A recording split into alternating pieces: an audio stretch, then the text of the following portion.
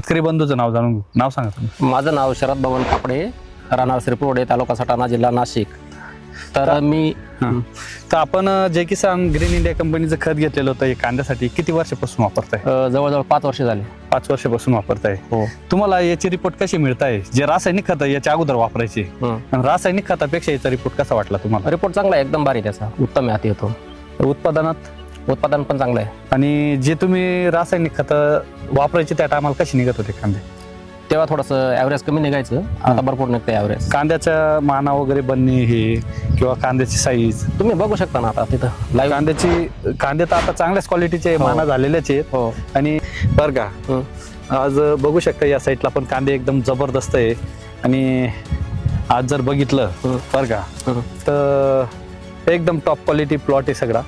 आणि जय Kisan Green India कंपनीचे प्रतिनिधी चव्हाण साहेब यांनी शिरपूरवडे या गावाला बऱ्याच शेतकरी बांधवांना खत दिलेलं आहे.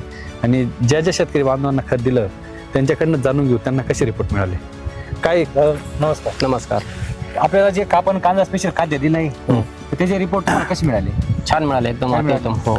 इतर गावामध्ये बऱ्याच शेतकऱ्यांना दिला, त्यांचे काय सांगू इच्छिते गावातले शेतकरी? इतर गावामध्ये मी ज्या लोकांनी जे आपले बायोलॉजिकल जे खत वापरलेले नाही त्यांच्या कांद्यामध्ये आणि आपण जे खत दिले त्यांच्या कांद्यामध्ये डायरेक्ट जमीन आसमानचा फरक आहे. म्हणजे 100% रिपोर्ट आहे म्हणजे आहे.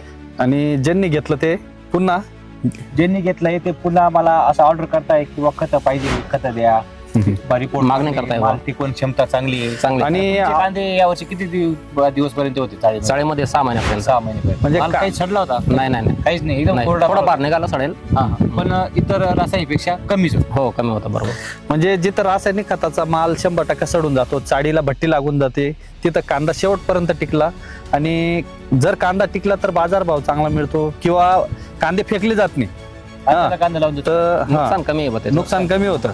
आणि औषधाची फवारणीची बचत काय झाली तुम्हाला? फवारणी नाही मारले मी, फक्त खाद्यच मारलेले. फक्त खतच मारलेलं आहे. बघू शकता हे सटाणा तालुक्यामध्ये बऱ्याच ठिकाणी मी गेलो आणि शेतकरी बांधवांची हे आलं की आम्ही औषधच मारत नाही. असं का? याचं कारण सांगू शकता का तुम्ही? कारण म्हणजे खाद्याचा इतका रिझल्ट आहे तर फवारण्याची गरजच नाही आली. बरेच शेतकऱ्यांना मी आता येतोय आज कालपासून जवळजवळ बरेच व्हिडिओ बनवले, त्याच्यामध्ये शेतकरी म्हणतात आम्ही औषधच मारत नाही. औषधं मारलं म्हणजे ज्यांनी औषधं मारले ही गोष्ट खरी आहे की औषधांनी रिॲक्शन येते.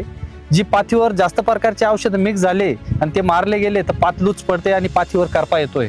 असं बऱ्याच शेतकरी बांधवांचं झालेलं आहे. असं किंवा ज्यांनी रासायनिक वापरलंय त्यांना स्प्रे मारण्याची आवश्यकता आहे. ज्यांनी आपलं ऑर्गॅनिक वापरलेलं आहे त्यांनी एकानी कोणी स्प्रे मारलेला नाही. म्हणजे बघू शकताय आज जर शेतकरी बांधवांची जी प्रतिक्रिया येते त्यांची की रासायनिक मारल्यानंतर रोगाला जास्त बळी पडतं आणि बायोलॉजिकल वापरल्याने फवारणीची गरजच पडलेली नाही. तुम्हाला 2 कांदे उपसून दाखवतो मी. आणि हे उपसल्यानंतर हे कांद्याच्या माना झालेले आहेत आणि कांदा पंजा बघू शकताय तुम्ही.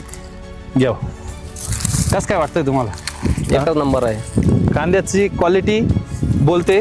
हा माल तयार होणारच आहे. हो. मान झाली म्हणजे मान झाली त्याची. कांदा तयार होणारच आहे. आणि कुठल्याही प्रकारची फवारणी नाही मारलेली. याच्यासाठी बायोलॉजिकल फर्टिलायझर वापरलेलं आहे. आणि असेच नवनवीन व्हिडिओ बघण्यासाठी Jai Kisan Green India YouTube channel subscribe करा आणि हजारो शेतकरी बांधवांचे व्हिडिओ बघा. धन्यवाद शेतकरी. धन्यवाद.